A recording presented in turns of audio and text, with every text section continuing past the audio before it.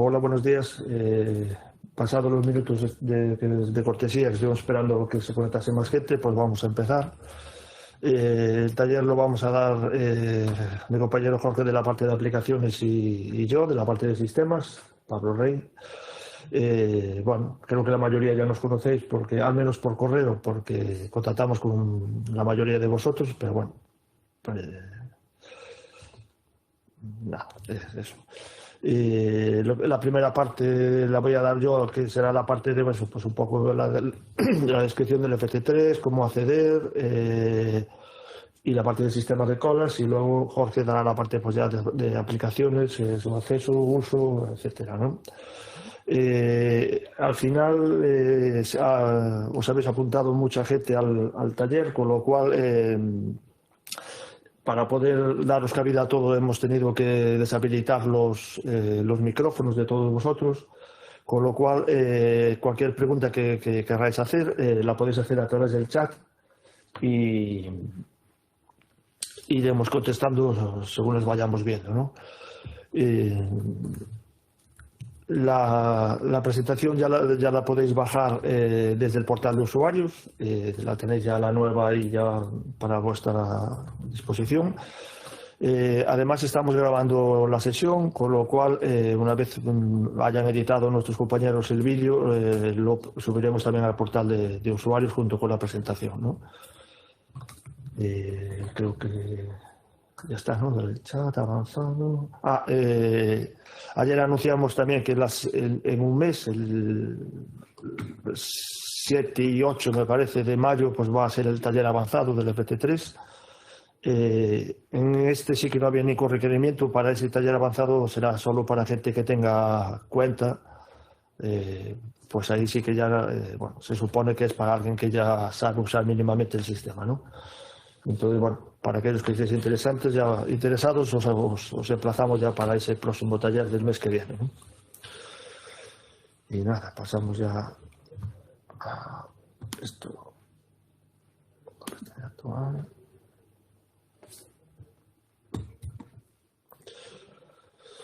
Nada, pues eso.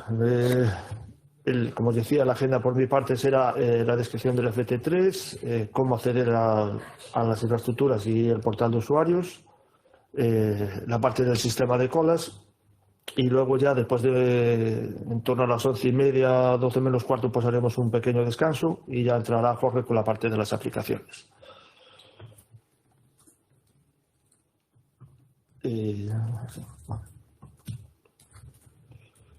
Bueno, un poco, quizá, eso, lo que se me olvidó comentar es que la presentación, sobre todo la del avanzado, pero esta también la tenemos hecha un poco para que os sirva de guía en algunos casos, con lo cual vais a ver que alguna de las transparencias las pasamos porque quedan ahí, están aquí un poco más a modo informativo, ¿no? Creo que se ve mejor en este cuadro que los nodos que componen el Finisterrae 3.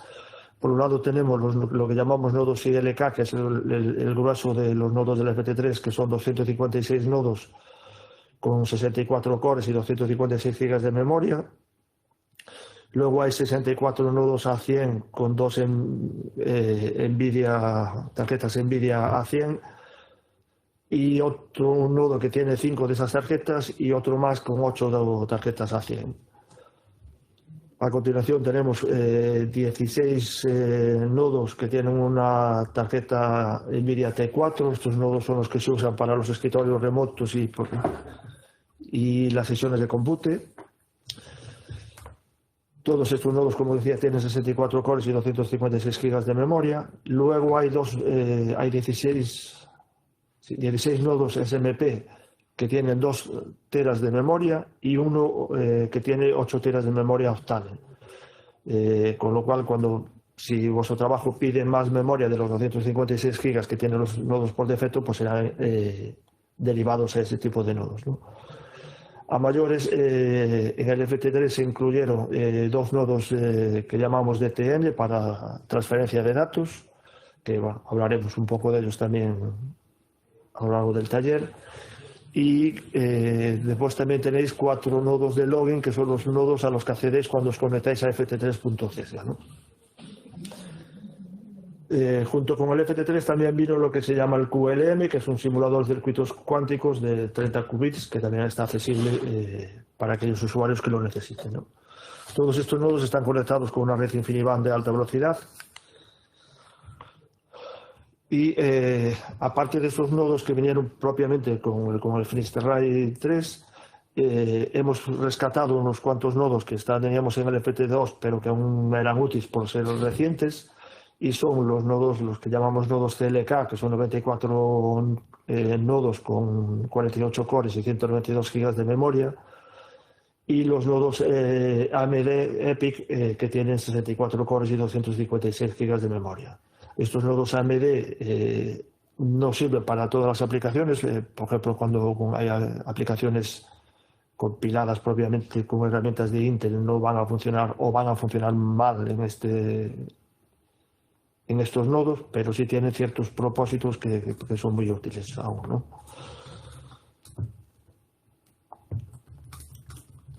Aparte de la cabina que ya teníamos de almacenamiento, donde están, por ejemplo, los directorios de Home y Store, con el Finisterrae 3 vino, por un lado, un almacenamiento de altas prestaciones de 1 petabyte, que es donde tenéis los directorios de Lustre, y luego otro Lustre también ya de alta capacidad con 4 petabytes, junto con un sistema de cintas que nos permite, que utilizamos para realizar backups de aquellos datos que son necesarios, ¿no?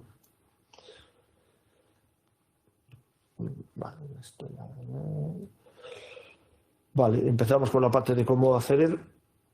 En principio, los usuarios, la gente de las universidades gallegas, de los centros de investigación de Galicia, la gente del Centro Superior de Investigaciones Científicas de toda España, o aquellas empresas, centros con el cual se firma algún tipo de convenio o contrato, pues serán los que tengan de partida acceso al CESGA, ¿no?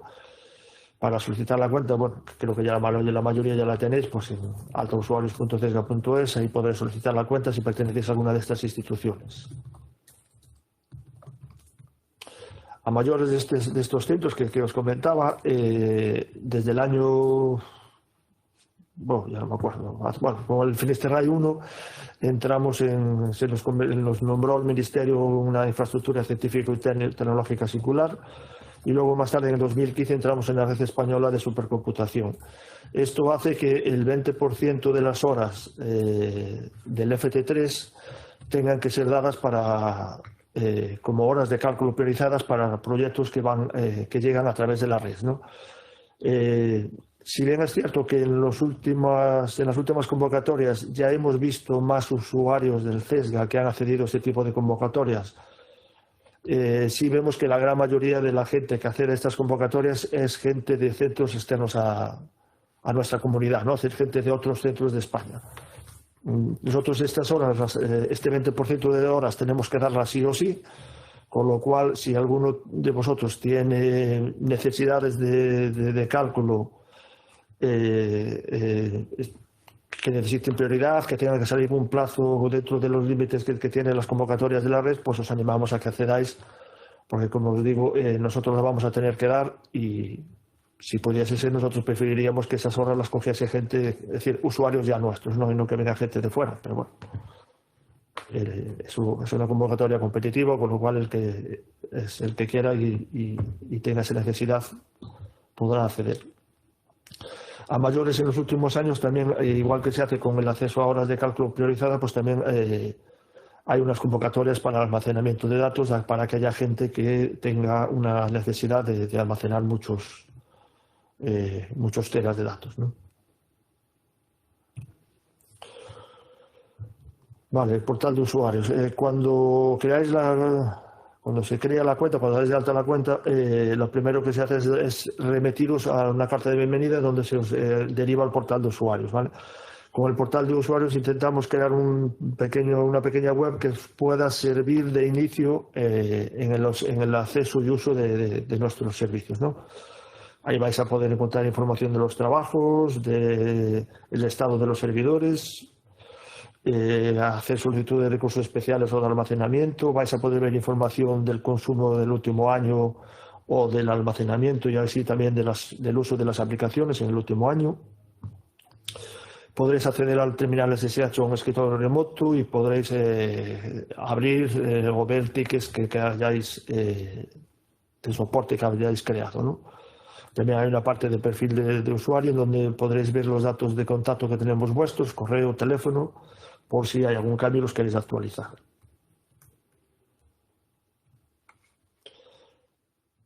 El acceso al FT3 es una conexión por SSH, que en Linux o en Mac será algo del tipo SSH login@ft3.cesa.es. En Windows tenéis la opción esta ahora de la línea de comandos, pero si no también pues por ahí programas tipo el PuTTY, Mobile Xterm. Recientemente aparece también mucha gente con el Visual Code Studio. Bueno, ahí ya podéis usar el programa que os sea más cómodo, ¿no? Por ejemplo, nosotros sabemos que el Mobile Xterm pues os permite las tres necesidades básicas de que podáis tener, es decir, un terminal SSH, un servidor X por si queréis abrir aplicaciones gráficas y también tenéis el cliente SCPS FTP para la transferencia de datos, ¿no? El usuario y clave es igual para todas las máquinas. Pues por ejemplo, tanto es el mismo para el FT3, para el Cloud, para Big Data, para la máquina nueva de cuántica que vendrá próximamente. Es decir, el usuario es el mismo y clave es el mismo en todas esas máquinas, ¿no? Por defecto, el acceso al FT3, bueno, a nuestras máquinas está restringido a los centros autorizados, es decir, a las universidades gallegas, centros del CSIC, centros tecnológicos de Galicia que tengamos con convenio. Esos tienen acceso directo a nuestras máquinas, ¿no? Luego, fuera de ahí, bueno, pues hay algún centro que sabemos que hay mucha gente pues, conectada desde allí, le damos acceso, pero si no, tendrías que o bien usar la VPN, como veremos más tarde, para conectaros, o utilizar a través del portal de usuarios pues, el terminal SSH o escritorio remoto. Cuando os conectáis, bueno, veis una serie de datos inicialmente, bueno, hay varios datos de contacto, información de servicio, pues hay paradas o lo que sea, y luego también tenéis en el medio la lista de directorios que tenéis disponibles, ¿vale? A través de las variables de entorno. Antiguamente había unos enlaces a estos directorios, si alguien lo necesita se puede llegar a crear, si necesitáis ayuda nos lo pedéis y lo hacemos, ¿no? Si no, en principio se usarán a través de esas variables o con la ruta el acceso a esos directorios que tenéis por defecto cada uno de vosotros.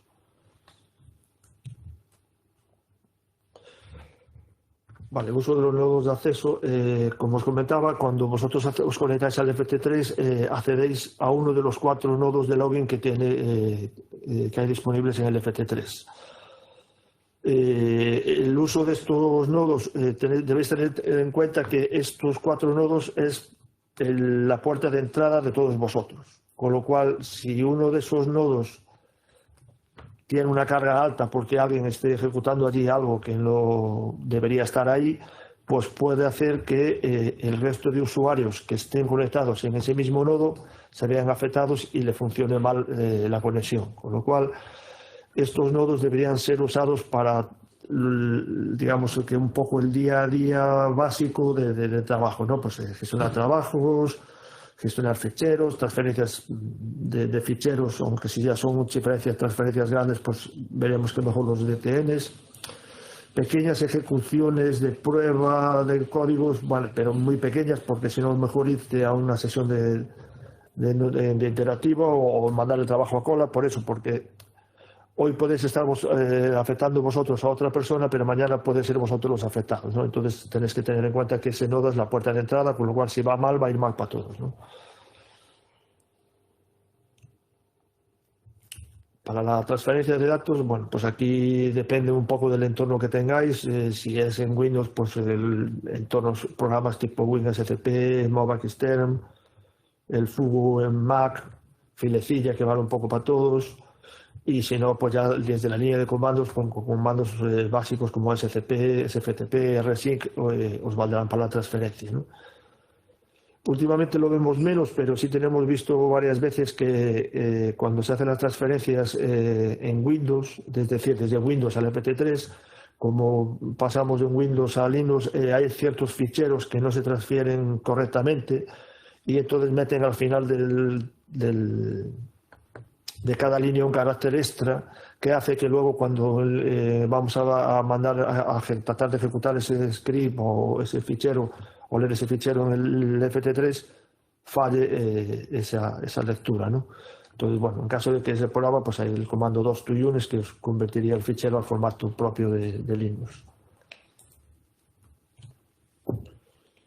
Para la transferencia de datos, como os decía, bueno, la transferencia básica, pequeñas cosas, movimientos que podéis hacer, pues los podéis hacer directamente de los nodos de login, ft3.tesga.es.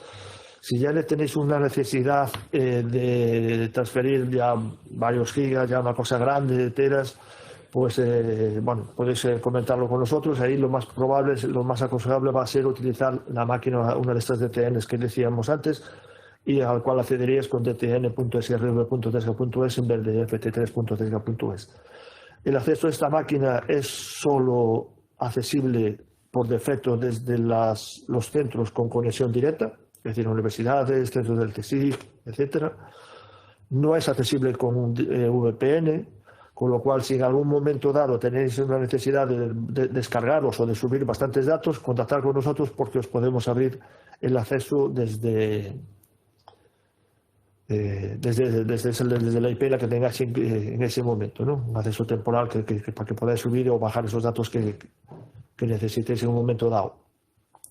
Luego hay también la opción en estos nodos de usar el Aspera, que es un programa para la transferencia de datos que hay habilitados con otros centros, con lo cual si en los dos extremos están disponibles estos datos con el Aspera, pues bueno, se podrían bajar y con mayor rendimiento, mejor tasa de transferencia, ¿no? Y luego también desde hace no mucho tiempo pues hemos abierto la posibilidad de compartir datos con una persona externa, ¿vale? Es decir, si vosotros tenéis una persona en un centro, yo que sé, Estados Unidos, que os tenga que subir unos datos o a la cual le tengáis que subir unos datos, bueno, pues a través de este DTN podemos habilitaros un acceso temporal de forma que por SFTP podáis subir o descargar los datos que queráis compartir o que os quieran compartir esta gente externa. Es decir, gente que no tenga acceso a nuestras máquinas, al FT3, le vamos a habilitar un acceso temporal para que os pueda subir los datos que necesitéis o os los pueda bajar, ¿no? Entonces esto es algo que nos tendríais que solicitar para que abriésemos la IP necesaria, habilitásemos ese usuario, preparásemos los directorios de los que bajar los datos o a dónde subir, etcétera, ¿no? Entonces, si tenéis ese tipo de necesidad, contactad con nosotros y lo vemos y lo habilitamos, ¿no? El almacenamiento. Por defecto, cuando se crea una cuenta de usuarios, tenéis acceso a 3 directorios. Por un lado tenéis un almacenamiento paralelo que está en este almacenamiento que decíamos propio del FT3 basado en Lustre y que lo tenéis accesible a través del $Lustre de forma permanente, a través del Lustre Scratch, como veremos, durante la ejecución de los trabajos, y en este almacenamiento tenéis una cuota por defecto de 3 teras y 200.000 ficheros. Bueno, esta es la cuota por defecto, digamos. Se podría ampliar si fuese necesario. A mayores tenéis un almacenamiento compartido. Este es un almacenamiento que se va a ver accesible en todas las máquinas que podamos tener en un momento dado, o incluso desde infraestructuras externas, como puede ser, por ejemplo, el cloud, si fuese necesario. Y esos son el home y el store, que los tenéis accesibles con las variables $store, home y $store, ¿no? Los límites por defecto en el home son de 10 gigas y 100.000 ficheros y en el store de 500 gigas y 300.000 ficheros. si tenéis necesidades, es decir, necesitáis más espacio, pues nada, eso podéis hacer una solicitud de almacenamiento y se os creará el espacio o se ampliará la cuota según corresponda a la necesidad que tengáis en cada momento, ¿no? Debéis tener en cuenta que, por un lado, solo se hace backup del home. Ahí tenemos backup con la librería de cinta que decíamos antes. Y a mayores hay también en el Store, desde hace muy poco tiempo, bueno, 2 o 3 meses quizá, hemos habilitado lo que se llama los snapshots, de forma que es posible en los stores recuperar, bueno, los stores por defecto, es un store que se crea a mayores por una solicitud de almacenamiento, ahí por defecto, salvo que no lo pidáis, no habría esa opción. Pero en los gestores por defecto sí hemos habilitado esto y de forma que podríais recuperar ficheros borrados en los últimos 3 días. ¿Vale? Eso, si os tenéis ese problema y necesitáis recuperar algo, contactar con nosotros y os diremos cómo recuperarlo o lo recuperamos nosotros según fuese necesario, ¿no?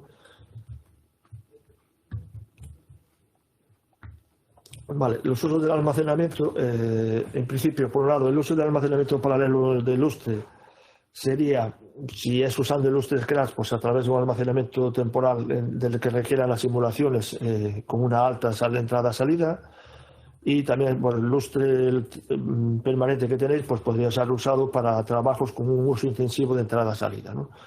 Luego el uso del almacenamiento compartido, es decir, el home y el store, pues bueno, podría ser ya quizá un poco más para códigos fuentes ejecutables, que quieras tenerlos con un respaldo, en caso de borrar algo que se pudiese recuperar, porque lo que comentaba antes de que podemos recuperar datos del home y del store, en el lustre sí que ya no tenemos forma de recuperar datos, con lo cual si se borra algo de ahí no podríamos recuperarlo.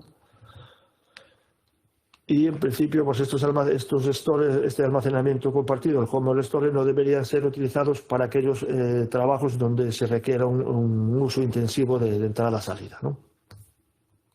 Y luego, de lo que os comentaba, si necesitáis más almacenamiento, pues nada, sería hacer una solicitud de almacenamiento, se evalúa y se os concede si está todo correcto, ¿no?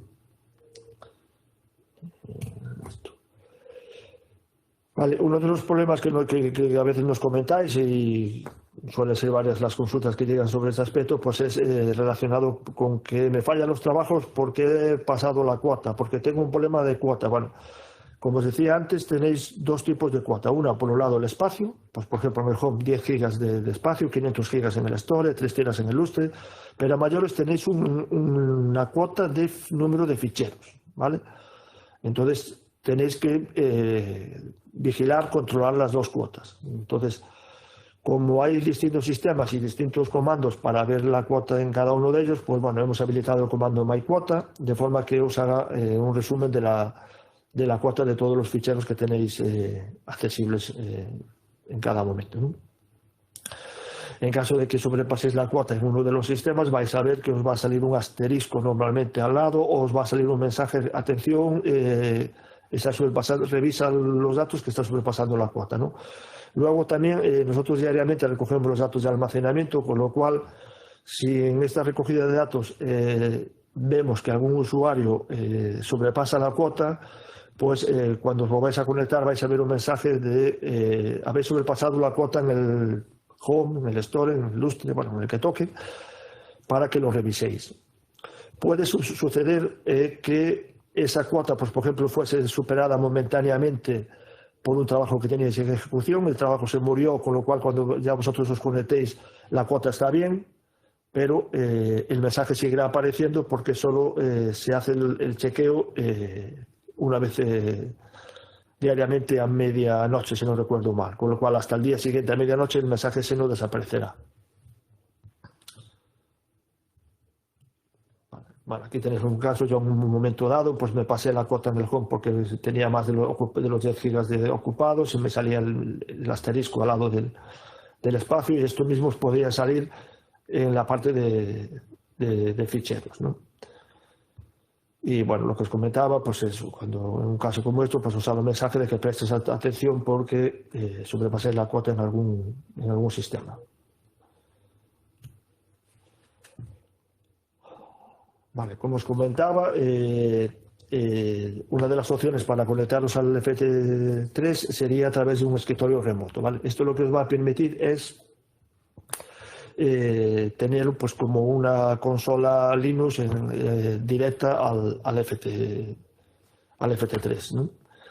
Esto, los escritorios los podéis levantar directamente desde el portal de usuarios. Bueno, pues ahí tenéis, os aparece el botón de crear el escritorio, y una vez creáis el escritorio os van a aparecer una lista como esta, donde tenéis a la izquierda tenéis unos iconos. Uno que es el de la izquierda, el de más a la izquierda es el que tenéis que usar para hacer que tenéis control total en el entorno, y luego el otro icono de la derecha os permite tener un enlace que podéis pasarle a otra persona, porque es un enlace de solo lectura, de forma que vosotros le podéis pasar ese enlace a otra persona para que veáis, para que esa otra persona pueda ver cómo hacéis tal cosa, o cómo si tenéis un problema, necesitáis ayuda, que os diga algo, pues que pueda ver lo que hacer y deciros lo que hacer, pero sin tener control sobre vuestro escritorio, porque si le dais el otro enlace, esa otra persona pues va a tener acceso total a vuestro usuario, ¿no? A vuestro escritorio.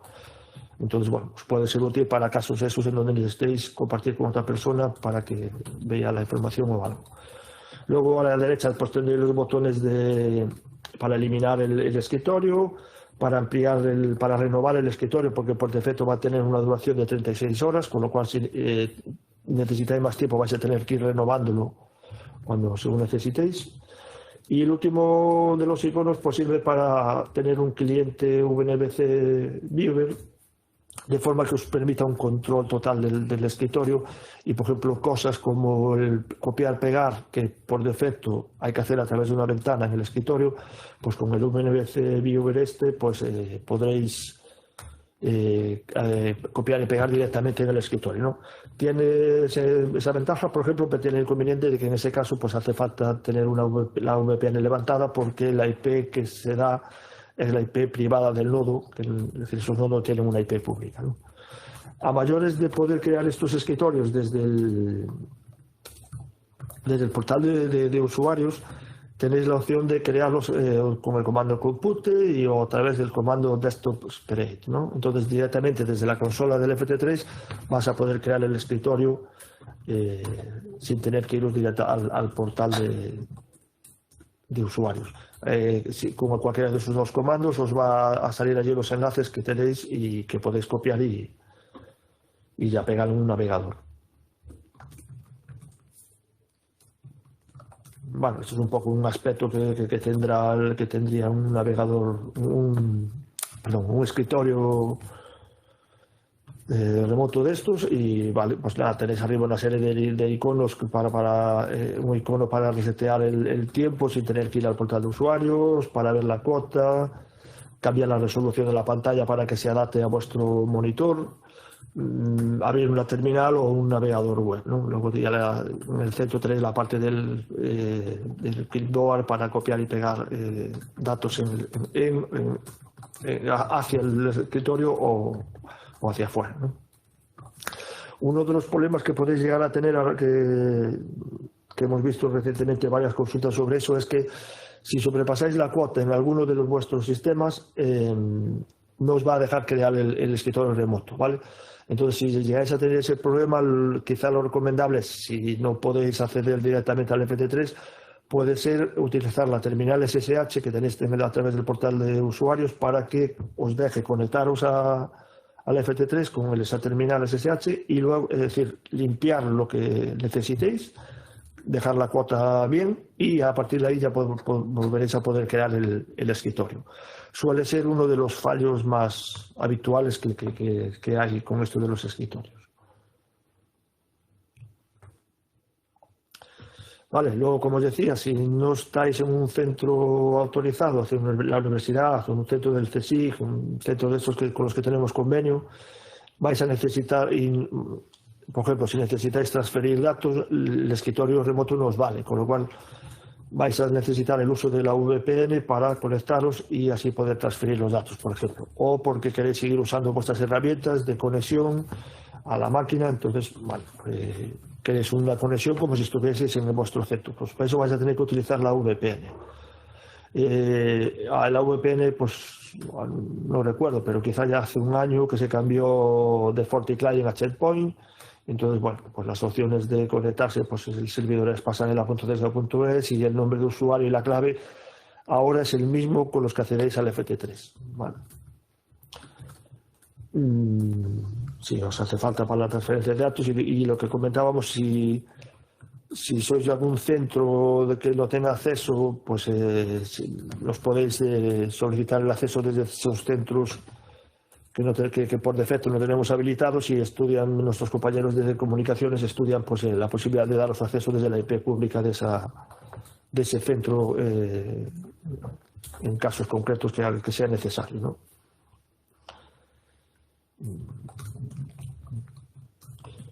Vale, un poco hasta aquí sería la parte de cómo acceder, con lo cual pasaríamos a la parte del sistema de colas.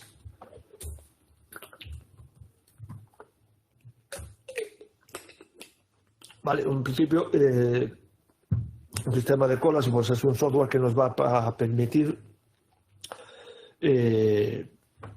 planificar la ejecución de los trabajos y permitir que puedan estar en ejecución los trabajos hasta ocupar los recursos que hay disponibles, ¿no? El funcionamiento, como creo que ya sabéis la mayoría, pues es que vosotros enviáis un trabajo indicando los recursos que necesitáis, memoria, tiempo, procesadores, etcétera. El sistema de colas recoge esa información, la registra y en el momento que pueda ejecutar, es decir, que en el momento que tenga los recursos disponibles para ejecutar ese trabajo, lo pondrá en cola. Una vez el trabajo está en cola, pues podréis consultar su estado, cancelarlos, es decir, hacer cualquier gestión con el trabajo. Como sabéis también, lo habitual es que los trabajos tengan que esperar en cola, ¿vale? Porque sois muchos y muchos trabajos, entonces no siempre hay recursos para todos los trabajos que mandáis, ¿no? Pues desde la incorporación del FT3, el sistema de colas que tenemos ahora es el SLU. Cuando ponemos en marcha una máquina como el FT3, de partida, de inicio, tenemos que configurar el sistema de colas y para eso pues tenemos que definir una serie de cosas, de parámetros que hacen falta, ¿no? Que es un poco describirle la infraestructura que tiene por debajo. Entonces, en ese caso, pues tenemos que decirle los nodos que tenemos, qué tipo de nodo tienen, cuántos cores, cuánta memoria, cuántos recursos especiales tipo GPUs tienen. Luego tenemos que definir las particiones, que va a ser, digamos, las colas de trabajo, los grupos de nodos con unas mismas características, por ejemplo. Luego está la parte de trabajos o jobs, que es la solicitud que vosotros hacéis de asignación de recursos, donde solicitáis pues, tanta memoria, tantos procesadores, tanto tiempo. Dentro de esos trabajos pues están lo que para Slum son los jobs steps, que son el conjunto de tareas que se van a realizar dentro del trabajo. Eso, en la mayoría de los casos, pues mi trabajo es una única tarea, que es la ejecución de mi aplicación, mi script, lo que sea, pero hay otros casos más complejos en donde puede haber múltiples steps y ejecutándose al mismo tiempo, o donde el step ahora en un momento dado ocupe solo una parte de los recursos dados, pero luego la siguiente tarea ya va a ocupar todo lo que pedí, es decir, ya puede ser todo lo complejo que sea necesario. Luego tenemos lo que serían las tareas o tasks, que es el equivalente en Linux a un proceso, y un job step se puede componer de una o más tareas independientes que solicitamos con la opción "-n", que se ejecutan en uno o varios nodos según corresponda, ¿no? Y por último, un trabajo también puede definir lo que son los hilos o threads, en donde tenemos que uno de esos procesos anteriores puede tener varios hilos de ejecución por debajo, ¿no? Esa tarea se puede componer de uno o más hilos que se ejecutan en uno o varios cores, pero siempre dentro del mismo nodo. Esta opción es lo que definirías con la opción "-c".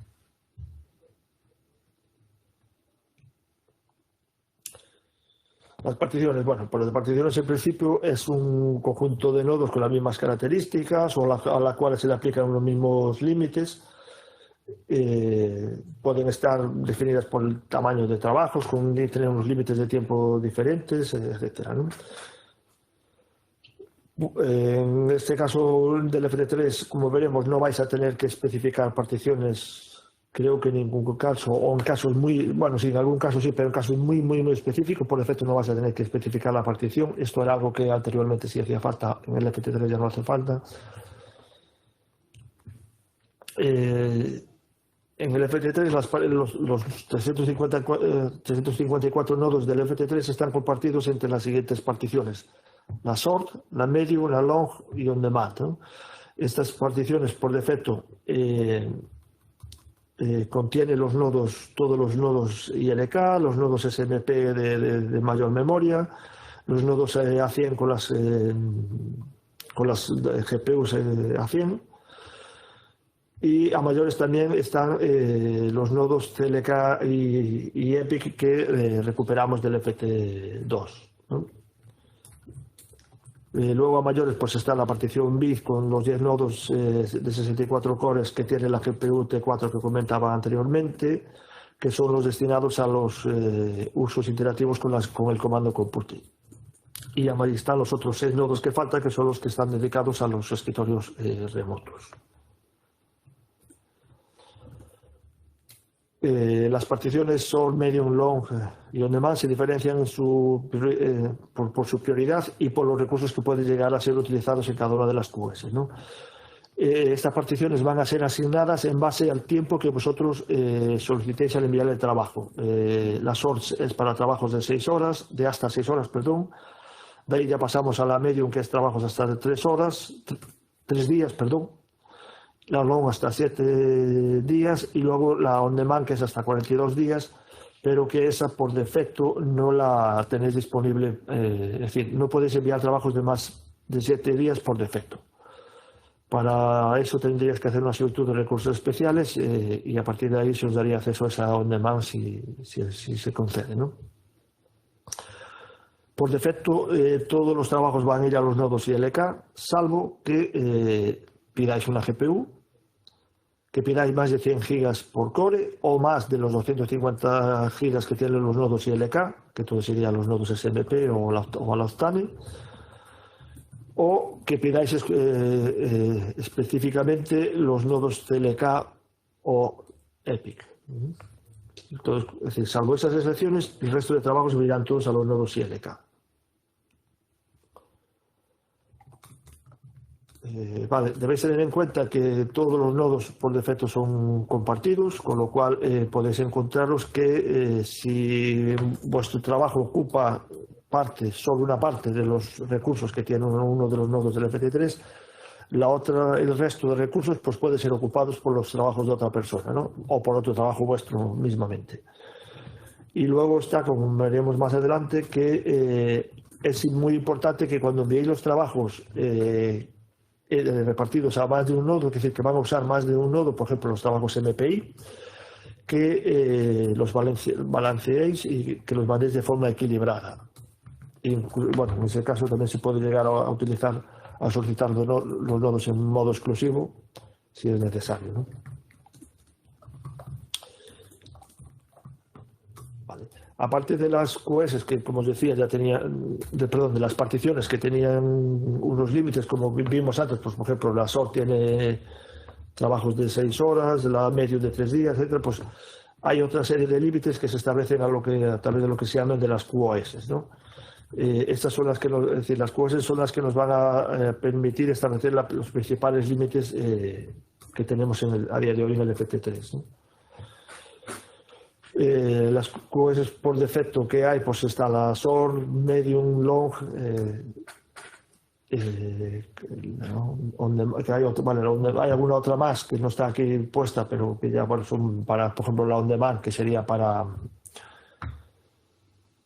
acceso a trabajos de más de 7 días. Entonces, bueno, pues como veis, cada una de estas QoS tiene un número de prioridad que cuanto más alto es ese valor, pues más prioridad tendrá esa cola, con lo cual la cola short es más prioridad que la medium y así hacia abajo, ¿no? Pues otro de los límites que tienen estas QoS es que, pues, por ejemplo, podéis mandar trabajos de un máximo de 2048 cores y luego pues van a tener un límite máximo de trabajos que se pueden enviar a cola y un límite máximo de trabajos que se pueden estar en ejecución de forma simultánea, ¿no? Entonces, pues los límites principales van a estar aquí en las QoS.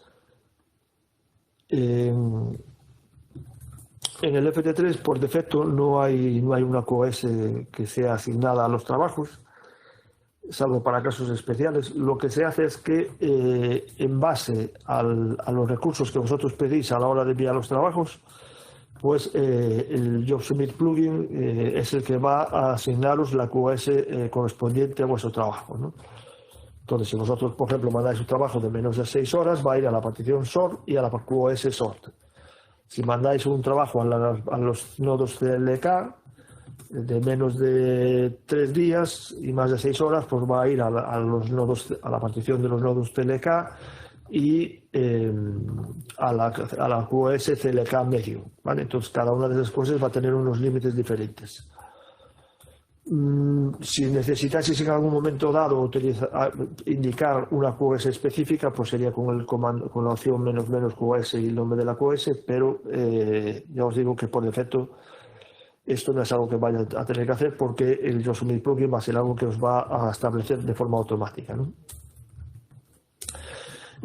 A mayores de estos límites puede haber usuarios, como por ejemplo los de la gente del CSIC, que tenga unos límites a mayores por pertenecer, en este caso, pues al CSIC, ¿no? Que donde el CSIC tiene una participación en el CESGA del 20%, y con lo cual, pues en base a ese porcentaje se establece un límite para el número de recursos que van a utilizar, que puede llegar a utilizar simultáneamente la gente de esta institución, ¿no?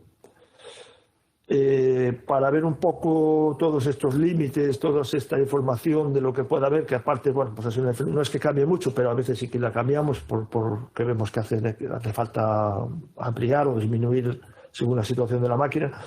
Hemos creado el comando batchlink, que os va a permitir ver un resumen con las particiones, las QoS, qué QoS está asignada a cada partición y este tipo de recursos, límites especiales que pueda tener vuestra cuenta a mayores, ¿no?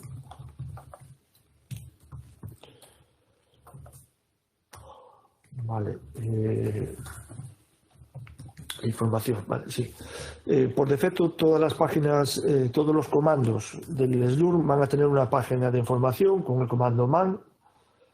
Entonces, bueno, pues vais a poder ver una guía detallada del uso de estos comandos, pues con el comando man y el comando que queráis de la información. Luego todos habitualmente tienen una opción de ayuda, que os va a imprimir una ayuda breve con una descripción básica de las opciones. Todos los comandos de Slurm van a poder usarse en cualquier nodo del clúster, es decir, vais a poder ver la cola, enviar trabajos, lo que sea, desde todos los nodos del clúster, tanto desde los nodos de login como desde los nodos de cómputo. Por defecto, la mayoría de las opciones de los comandos de Slurm van a tener dos formatos. Uno que es una única letra, como por ejemplo -t para pedir el tiempo, ¿no? O ya una palabra completa, ya más descriptiva de la opción, con --time, por ejemplo, y el tiempo que queráis. Es decir, estas dos opciones son equivalentes y podéis usar con la que estéis más cómodos en cada momento, ¿no? El formato del tiempo, pues es días, horas, minutos, segundos.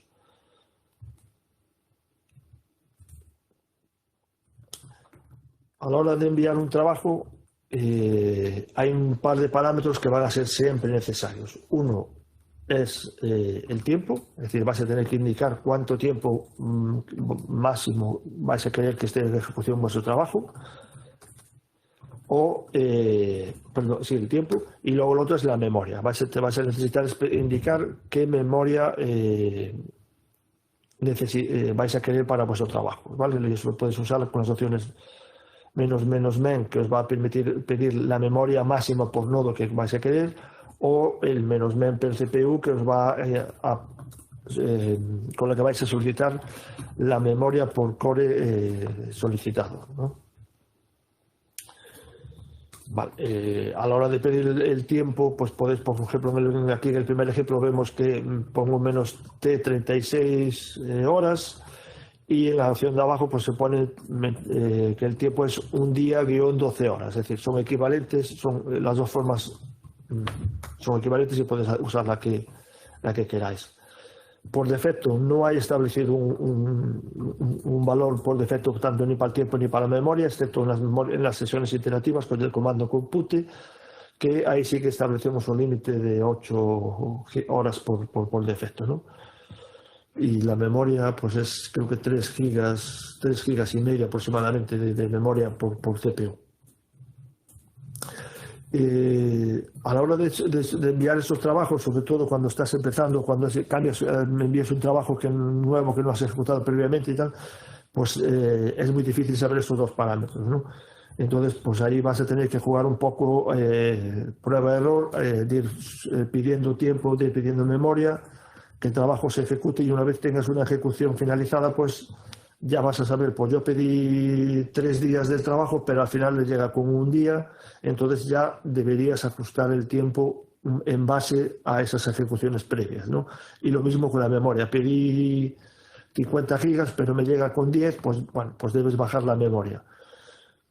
Por dos cosas: una, por tu propio bien, porque ajustando el tiempo y ajustando los recursos solicitados, tu trabajo puede llegar a entrar antes en ejecución, y por el bien del resto de usuarios también, porque si pides 50 gigas de memoria pero solo usas 10, pues esos 40 gigas que tú no usas tampoco los va a poder usar otro usuario ni otro trabajo que puede ser tuyo o de otra persona, ¿no? Entonces, es decir, sabemos que al principio es muy difícil llegar a saber qué valores pedir de tiempo y de memoria, pero una vez que ya lleváis unos cuantos trabajos en ejecución que hayan funcionado y tal, pues ir ajustándoos un poquito, siempre con un margen, un 10-20% en el tiempo o en la memoria, pero ya ajustándose a lo que podáis necesitar, ¿no?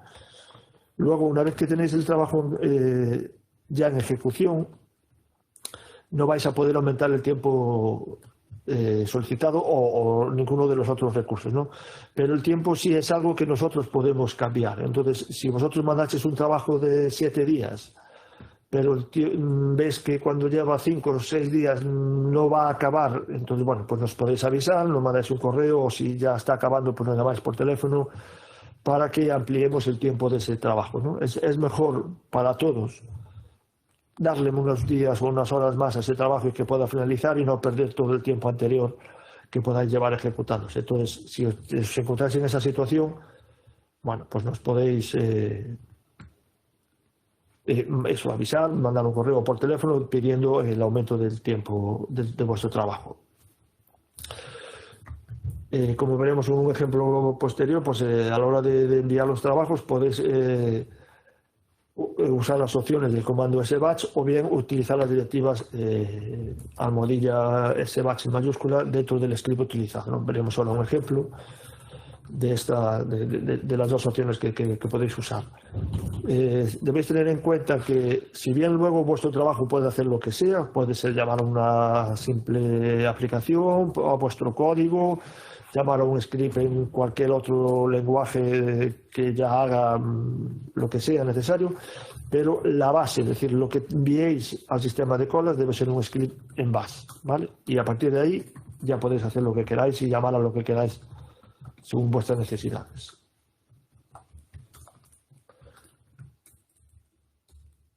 Vale, me parece que hay una pregunta, ¿no? Vamos a ver si leí bien.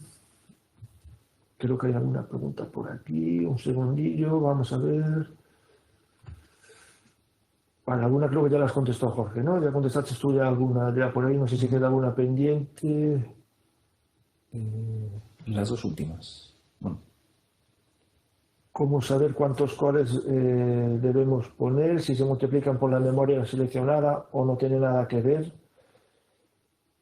Vale, no, es al revés. Es decir, tú puedes, si tú utilizas la opción "-men per CPU", entonces esa memoria es decir, se va a multiplicar por el número de cores que pides. Por ejemplo, pides 2 cores y men per CPU 5, la memoria total que va a tener tu trabajo son 10 gigas, ¿vale? Si tú ahora aumentas el número de cores y en vez de 2 pones 5, con los 5 que habías pedido del men per CPU, pues vas a tener un total de 25 gigas de memoria, ¿vale? Eso sería la memoria total que tendrías. Pero no al revés, es decir, no porque pidas más memoria se te van a asignar más cores, ¿vale?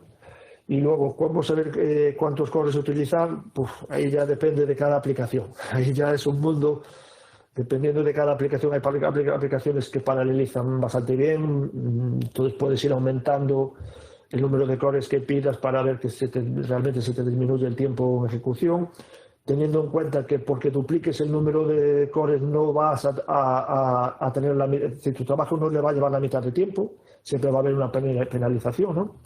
Hay aplicaciones que sí, que vas paralelizando, es decir, vas aumentando el número de cores y paralelizan bien, pero a lo mejor tienen un límite hasta donde, pues yo que sé, hasta 16 cores paralizan muy bien. A partir de ahí ya lo que gano no me compensa con el tiempo de espera que tengo en cola, ¿no? Entonces, como un poco como todo esto, pues vosotros en principio vais a ser los que conocéis las aplicaciones. Entonces, pues en base a ese conocimiento que vosotros tenéis de las aplicaciones o que podéis adquirir a través de los desarrolladores de las aplicaciones, pues podéis ir jugando y llegar a las mejores opciones, ¿no? Creo que ya lo comentará Jorge un poco después, pero debéis tener en cuenta que nosotros al final somos instaladores de aplicaciones, pero no somos conocedores de la gran mayoría de ellas, ¿no? Entonces, vosotros vais a ser un poco los que nos tengáis que guiar a lo mejor en el uso de esas aplicaciones y cuántos cores, cómo usarlas, etcétera, ¿no? Vale. Otra pregunta es, ¿hay que especificar el tiempo para sesiones interactivos? Vale, no, en las sesiones interactivas creo que lo comenté antes, ahí ya por defecto está en 8 horas. Ese es el límite máximo que se puede pedir y el que se os asigna a las sesiones interactivas cuando le hacéis el comando compute. Luego, si os fijáis, cuando hacéis el comando de compute, la primera línea que sale es el comando utilizado, un salog con un montón de opciones a utilizar. Vosotros ese comando lo podéis copiar y adaptar a vuestras necesidades para, en vez de ir a los nodos de las sesiones interactivas, que serían limitados a 8 horas, podéis mandarlo a cualquier otro nodo del clúster, teniendo en cuenta que en ese caso no hay nodos reservados y ese trabajo tendría una espera en cola como cualquier otro trabajo. Entonces, pues a lo mejor lo mandas ahora, no tienes recursos libres hasta las 8 de la noche, que ya no estás tú allí delante de la máquina y no tienes, y pierdes esa sesión, digamos, ¿no? Pero bueno, que podéis llegar a jugar con esos recursos para si necesitáis tener una sesión interactiva, por ejemplo, de más de las 8 horas o que necesitéis otro tipo de nodo, ¿no?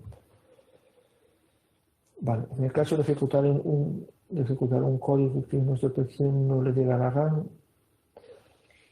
vale, si no llega a la RAM, ¿cómo se ejecutaría en el FT3? Simplemente le mando a especificar, sí, especificando con la memoria con la opción "-men" o "-men per CPU", ¿vale? Vosotros ahí con esas opciones vais a poder solicitar la memoria que necesitéis para vuestro trabajo. Si ya sabéis, tenéis un límite, que decir, bueno, sabéis la memoria que teníais en vuestro ordenador, esa no os llegó, pues cuando vengáis aquí vais a poder pedir más de la memoria que ya teníais en vuestro ordenador, ¿no? Como os decía antes, tenemos nodos de hasta 2 teras por memoria y un nodo de 8 teras de memoria, ¿no? Y ahora... Sí, hay aquí alguno más, ya lo pediste tú. Vale, lo que pone aquí, si ponemos las directivas almohadilla sbatch, ya no haría falta utilizar el comando sbatch. Bueno, lo vamos a ver ahora el ejemplo. El comando sbatch sí siempre va a hacer falta utilizarlo. Lo que no hace falta es que tú le indiques las opciones a la hora de ejecutar el sbatch. Vamos a ver un ejemplo ahora en un minutillo y creo que lo aclaramos o lo vemos. ¿Podría repetir de nuevo? Lo de la multiplicación de cores por memoria, vale. Es decir, como comentaba, tenéis dos opciones para pedir la memoria, menos men o menos men per CPU. Si tú dices menos men, es decir, si tú indicas la opción menos men, esa es la memoria total que quieres por nodo.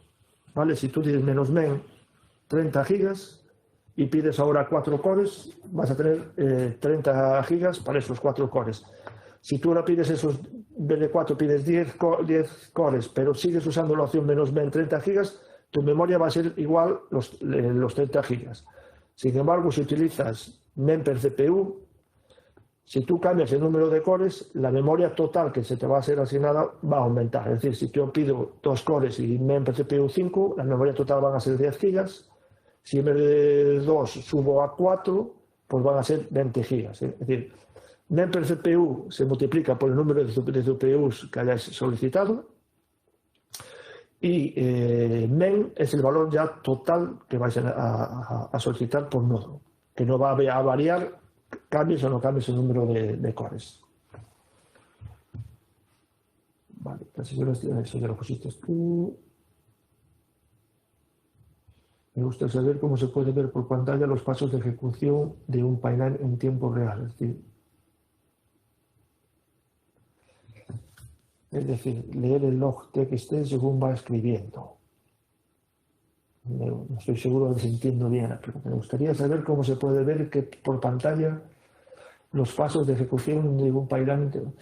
Bueno, no estoy muy seguro de entender bien la pregunta, pero me imagino que tú tienes un pipeline donde tú vas ejecutando una serie de pasos y vas escribiendo información en un fichero ahí pones un log txt o podría salir información que se escriba en el fichero de salida del SLUR, que como veremos a continuación.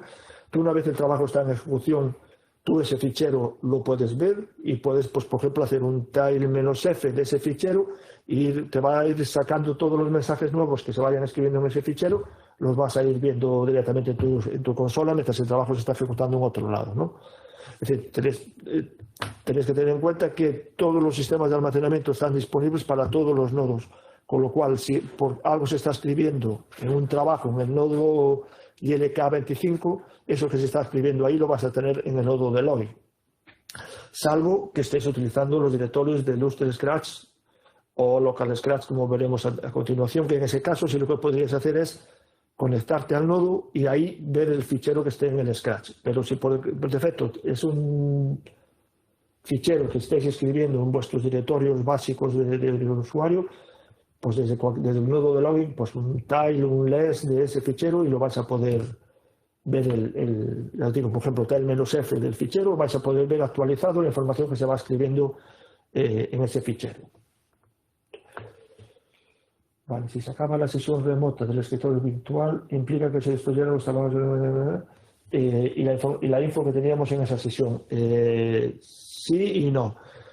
Es decir, tú una vez tienes un escritorio remoto, llegan las 36 horas que tenemos de límite, tú no renovaste el tiempo, entonces ese escritorio se va a matar con todo lo que tengáis.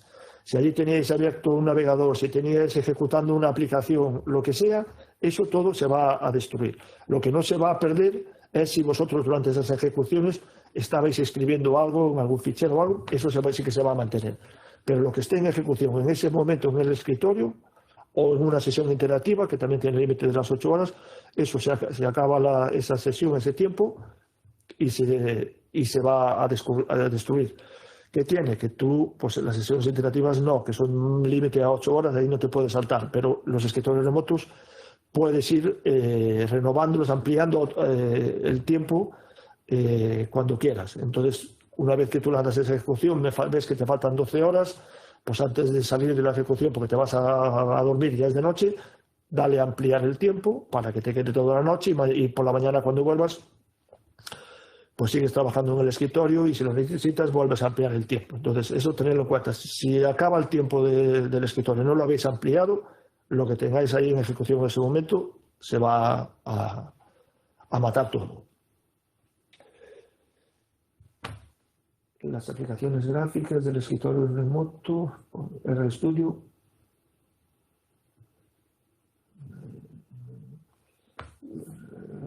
Por ejemplo, en RStudio, ¿qué recursos utilizan?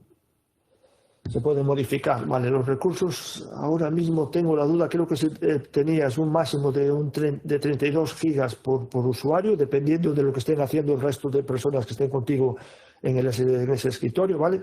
Es decir, tú puedes llegar a utilizar máximo 32 gigas, pero si ahora hay varios usuarios en el mismo nodo con el de escritorio que tengan un escritorio en el mismo nodo y estáis todos utilizando mucha memoria, pues la memoria va a repartirse entre vosotros, ¿no? Entre todos.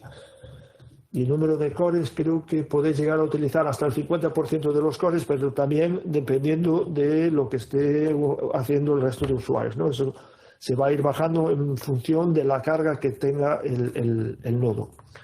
Una cosa que teníamos anteriormente y que perdimos en el FT3 y tenemos que ver de recuperarla es la posibilidad de abrir un escritorio remoto dentro de un trabajo, que eso sí se podía hacer en el FT2, en donde podíais pedir los recursos que quisierais, ¿vale? Y eso sí serían exclusivos para vosotros.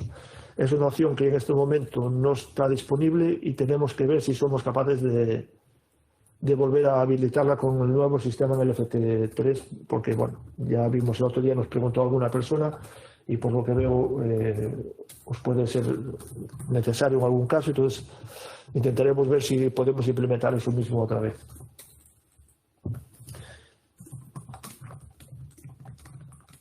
Vale, ya hay una persona aquí que dice que el cat-F para ver el fichero de salida y ver una ampliación, es decir, actualizar en tiempo real, que es lo mismo que el time-. Vale.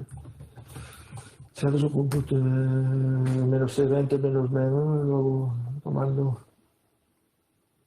Vale, justo. La otra pregunta, la siguiente pregunta que viene, está muy bien, porque esto sí que lo vemos muchas veces en muchos errores en los nodos. Lo que comenta es que si haces un compute -C20 y luego ejecutas Rs, el comando parallel detect cores detecta 64 cores y no 20. Vale, eso es cierto. Es decir, por defecto la opción parallel detect cores detecta todos los cores del nodo. Hay una opción que yo ahora mismo no me acuerdo y la tengo en un correo. Si me mandas un correo a sistemas o aplicaciones, la buscamos, porque yo ahora mismo no me acuerdo de ella, pero sé que ya respondí varias veces en ese caso, que en vez de usar parallel detect cores hay que usar otra opción de R. Eso está, bueno, como comentario, eso está bien si eres tú el que está escribiendo el código. Claro, el problema está en que muchas veces hay paquetes de R que ya vienen paralelizados y utilizan parallel detectores para detectar cuántos hilos tienen que crear. Y ahí es cuando empiezan las complicaciones, porque no tienes forma de decirle al paquete que no dispone de 64 cores.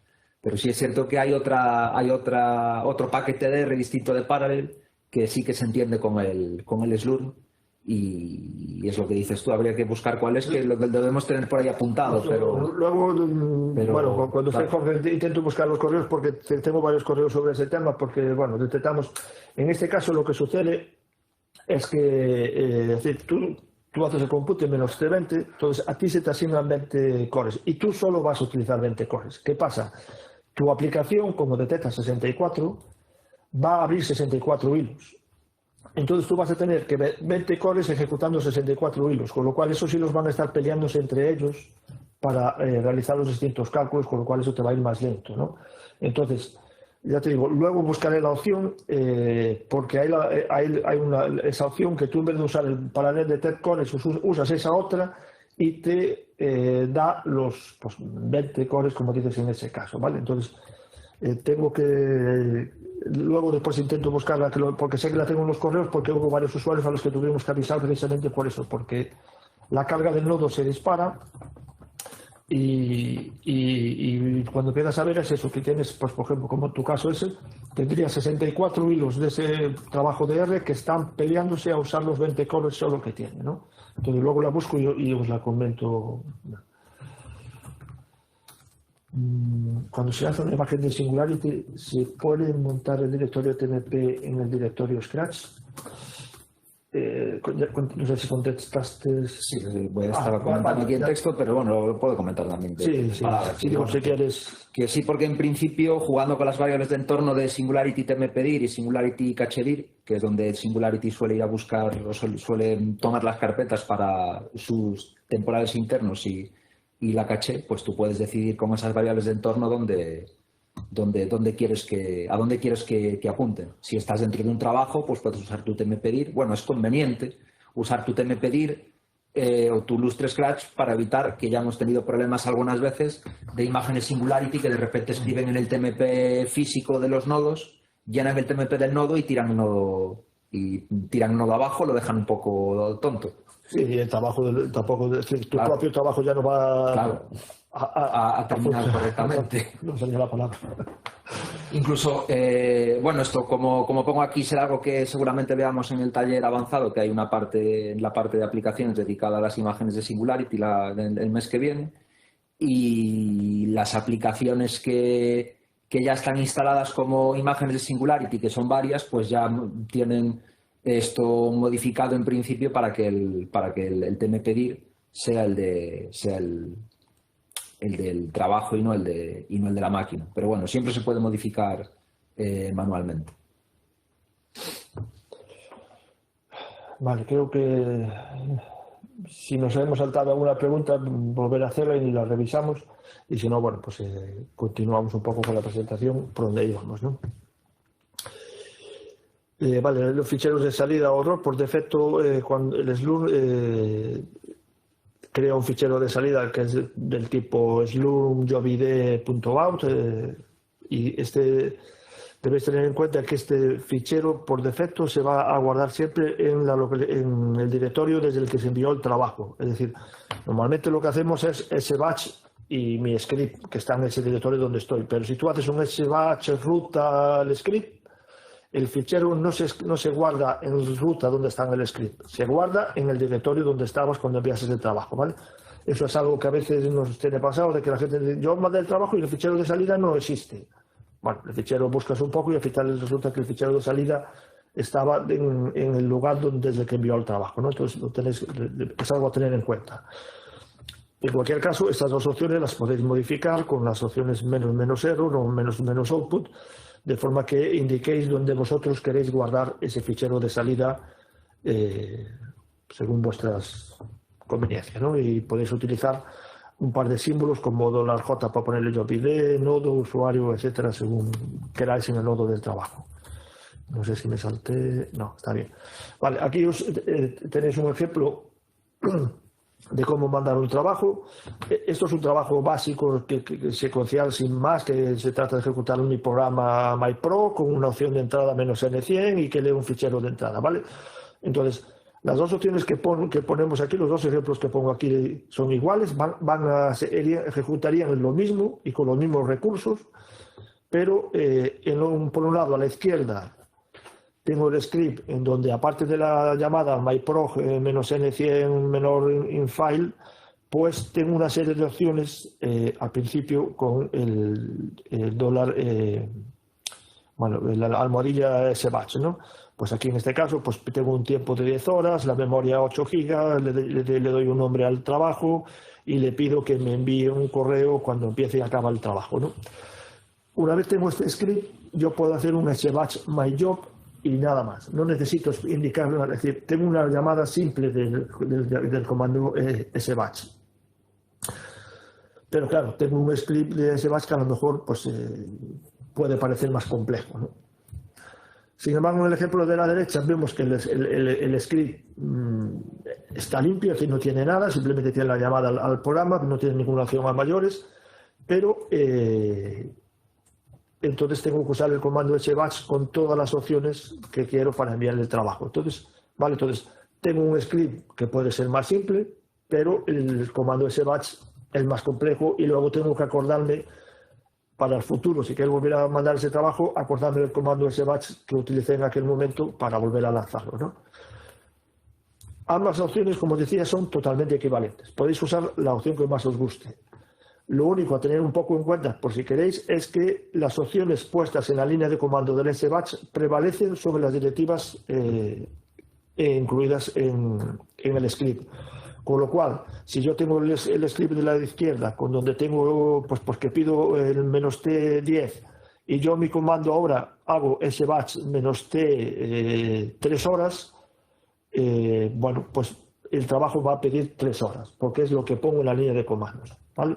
Entonces eso, por defecto, las dos opciones son equivalentes, usáis la que más os guste según la preferencia de cada uno. Y si tenéis un script como el de la izquierda con las directivas SBatch dentro, bueno, pues podéis modificar alguna de ellas en un momento dado con el comando SBatch y la opción que queréis modificar a la hora de enviarlo, ¿vale? Otra cosa a tener en cuenta que nos pasó alguna vez es que para un script, en batch, una línea de este tipo con la almohadilla SBatch es un comentario, ¿vale? Entonces, si tú ejecutas ese script a mano, pues no, eso no es nada, va a ejecutar el myproc, pero no hace nada más, entonces no se manda a cola eso tampoco, es decir, hay que usar el SBatch sí o sí.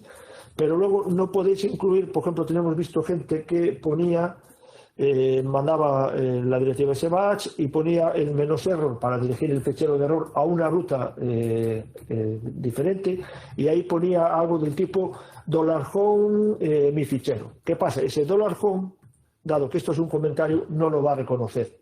Entonces, ese fichero de salida no se va a escribir. Es decir, ahí no podéis poner cosas tipo $home, $story, etcétera, variables. Tendríais que poner la ruta completa, ¿vale? Porque eso dentro de Bash es un comentario sin más, que luego el SBatch reconoce como sus opciones y es mayores, ¿no? Pero si hay ese tipo $home, $lustre, no sería reconocible a la hora de enviar el trabajo. Nada. Perdón. Ahora atasqué, ahora ya. Ejemplo de solicitud de cores a la hora de enviar trabajos, ¿vale? Pues el primer ejemplo pues, es un trabajo OpenMP, donde pido 6 cores para 6 hilos. Entonces pues utilizo la opción "-CPUs per tags" o "-C minúscula y pues pido el tiempo y en la memoria que quiero, ¿no? Para ejecutar mi script. El segundo de los ejemplos es un trabajo híbrido entre OpenMP y MPI, donde quiero 6 cores repartidos en 2 nodos distintos. Entonces yo le digo que tengo 2 tareas con la opción "-n minúscula 2", tengo 2 tareas que son, es decir, quiero ejecutar 2 tareas a las cuales le digo que quiero con la opción "-n tags per node" una tarea por nodo para que haya un reparto equilibrado. Y luego le indico también con CPU per task que quiero 3 cores, 3 hilos por cada una de esas tareas que tengo pedidas anteriormente, ¿no? Luego el último de los ejemplos, bueno, pues es un MPI básico donde quiero 6 slots MPI, 6 hilos MPI ejecutado en 2 nodos diferentes, y bueno, pues con las opciones "-n6", "-n task per node 3 indico que quiero 3 tareas por nodo, con 3 por 2, 6, es decir, que hacer un reparto equilibrado, como veremos después que es lo conveniente, ¿no?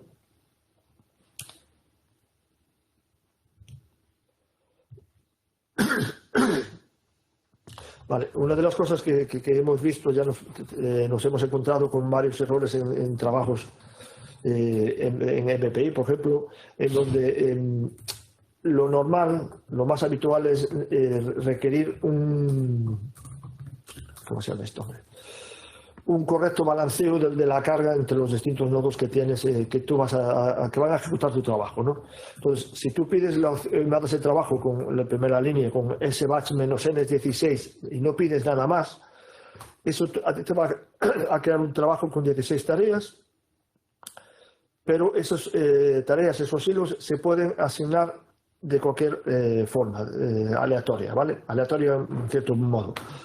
Te puede tocar 16 tareas en el nodo, y puede estar bien, pero te pueden tocar 12 en un lado, 3 en otro y 1 en otro nodo, una tarea en 16 nodos distintos, es decir, puedes tener múltiples posibilidades. Eso dependerá de los recursos que haya libres en un momento dado en los nodos. El Slurm por defecto lo que va a hacer va a llenar huecos. Entonces, si tengo 10 cores libres aquí, te voy a meter 10 tareas en este nodo. Si en el siguiente tengo 4 libres, te voy a meter 4 y así hasta completar las 16 que necesitas, ¿vale?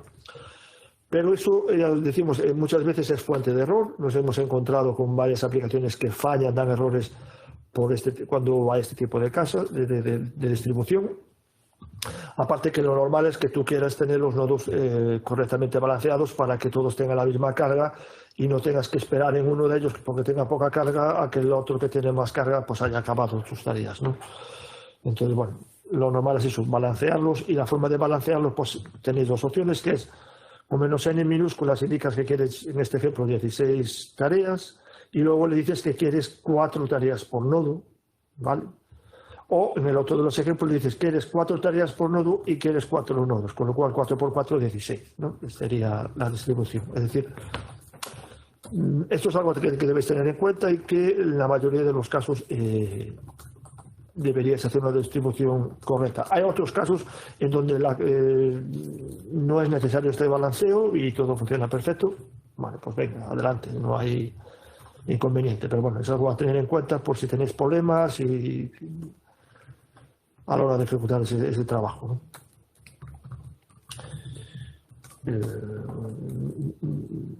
Vale, esto creo que está...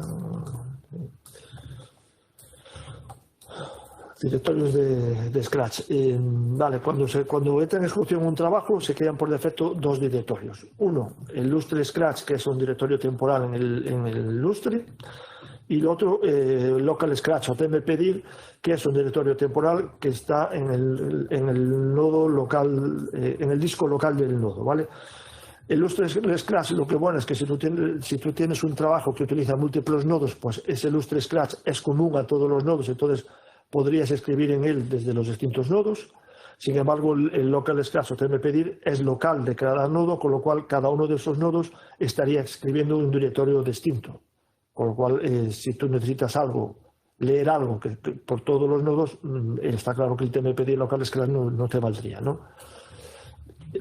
Otra cosa a tener en cuenta es que estos directorios se borran automáticamente, con lo cual, una vez finalice el trabajo, debéis copiar todo aquello que queráis, que necesitéis de esos directorios al directorio final que queráis, ¿no?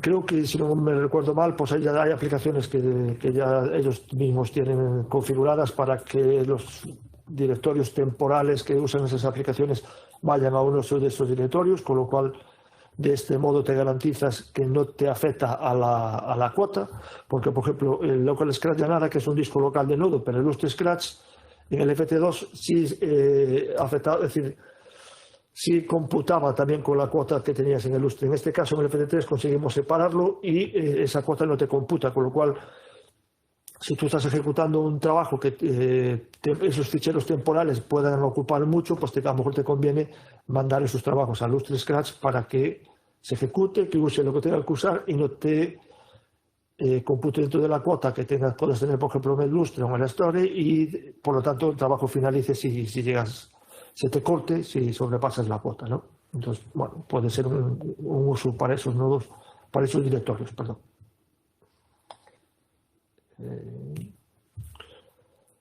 Vale, para trabajos integrativos, como os decía, pues podéis usar el comando compute. Eso, en principio, el uso de estos nodos pues es para probar códigos que necesitan más memoria CPU de la que tenéis disponible en los nodos de login, o para no interferir propiamente con los nodos de login, ¿no? Para no cargar los nodos de login, mejor vete a un compute, va a ser para ti esos recursos dedicados y hacer las pruebas que necesites.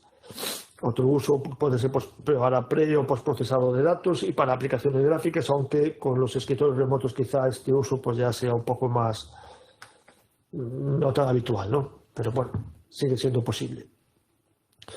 Una de las razones para no usar los nodos iterativos, pues bueno, pues debería ser no los uso porque es más fácil que lanzar a cola.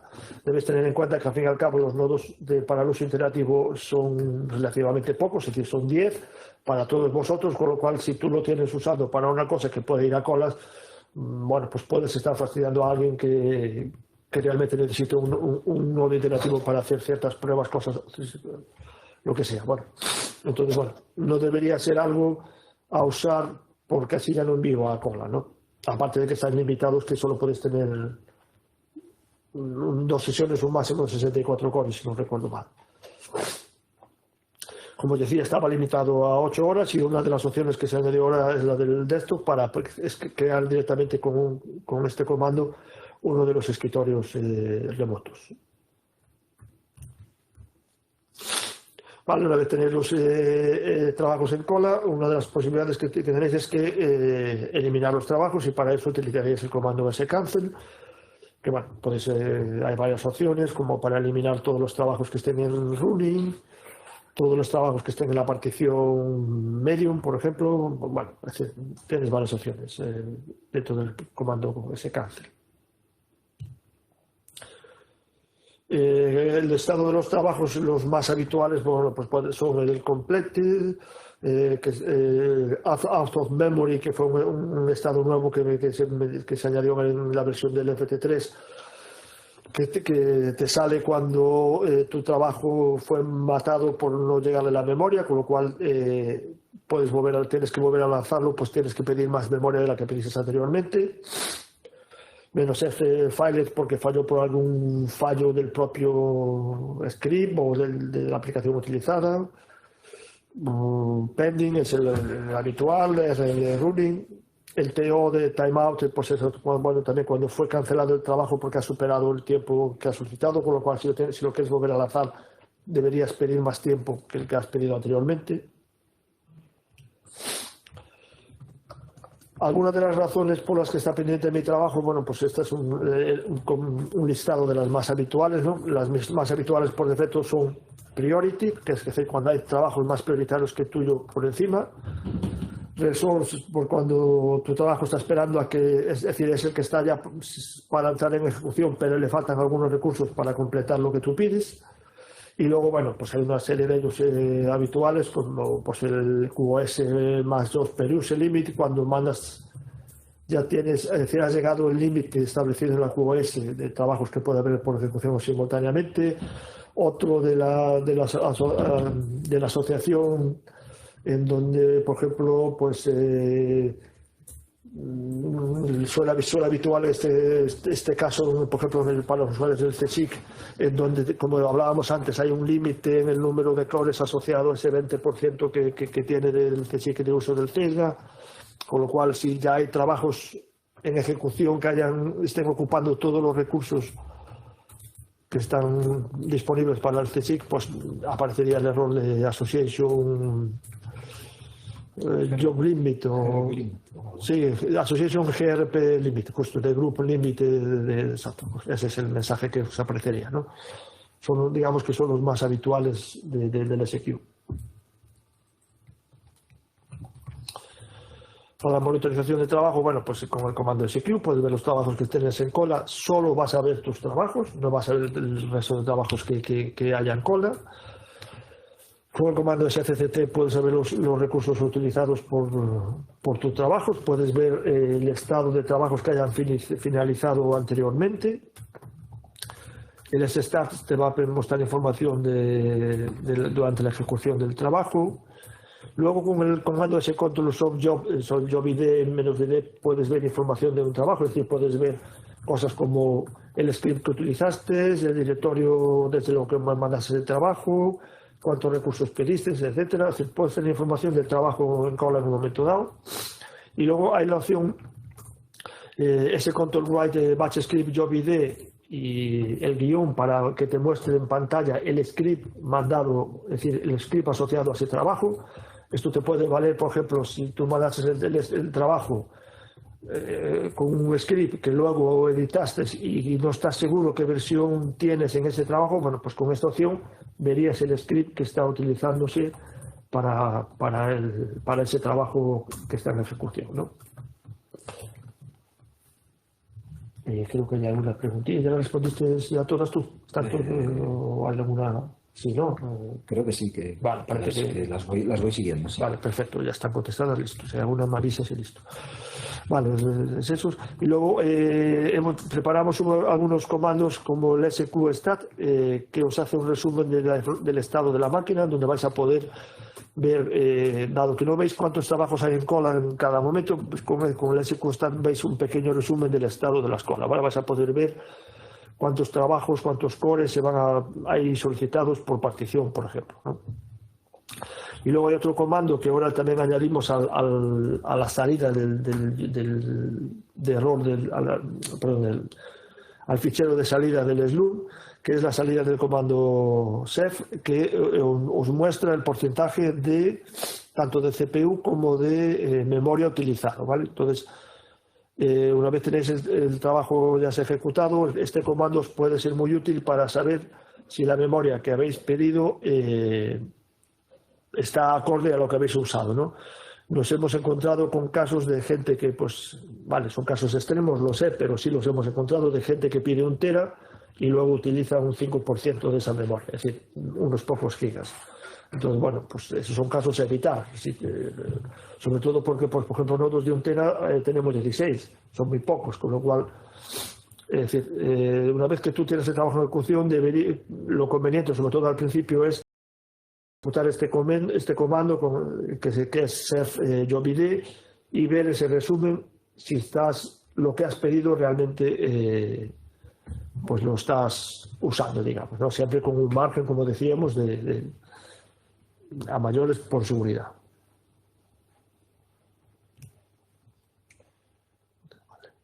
Bueno, algunos ejemplos de monitorización con el SQ-TPD running, un ejemplo del comando scct en donde puedes indicar con la opción "-s", pues la fecha de inicio, "-s" de fin, para ver los trabajos que hayan acabado en un periodo concreto, porque por defecto el scct os va a mostrar los trabajos acabados desde la medianoche, es decir, en el día en el que lo ejecutes, ¿vale? Para ver trabajos anteriores tienes que indicar la fecha con el comando "-s". Bueno, con la opción "-s", sí, perdón.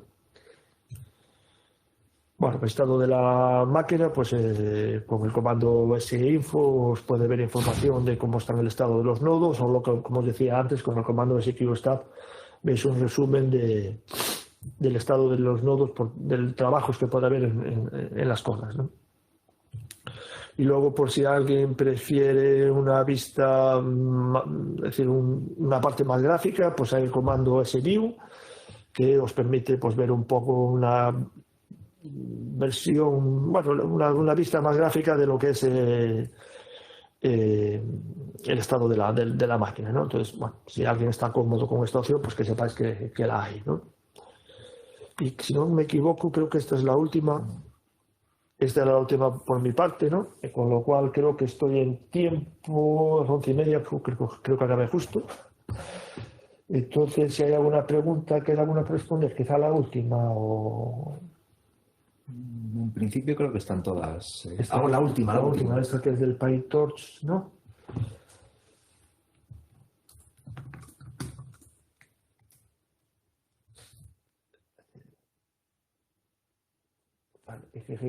Para ejecutar un código de PyTorch, por ejemplo,